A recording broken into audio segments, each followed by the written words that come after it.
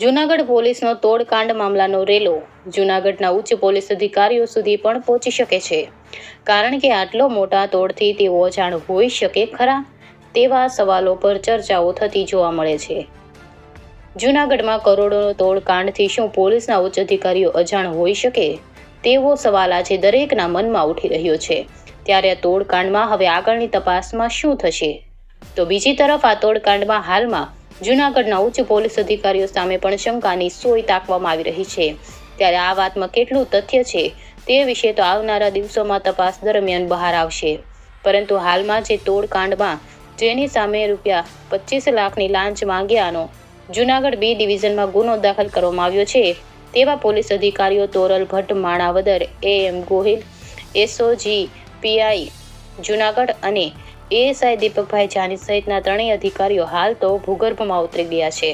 તો બીજી તરફ આ તોડકાંડમાં હજુ ATSની તપાસ દરમિયાન કોને કોને છાંટા ઉડશે તે વિશે પણ અનેક ચર્ચાઓ બહાર આવી રહી છે.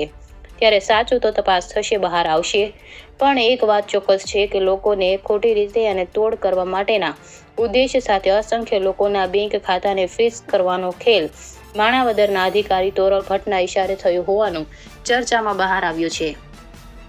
અને તેમાં 335 જેટલા બેંકના ખાતાઓ પોલીસે સાયબર ક્રાઇમની તપાસના બહાને ફ્રીઝ કરવામાં આવ્યા હતા.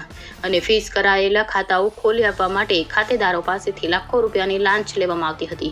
પરંતુ કેરળના કાર્તિક ભંડારી નામના વ્યક્તિનું બેંકનું ખાતું અનફ્રીઝ થતાં ખાતેદારે બેંક પાસેથી વિગત જાણી અને જૂનાગઢ પોલીસે તેનું ખાતું બંધ કરાવ્યાની વિગત મળી હતી.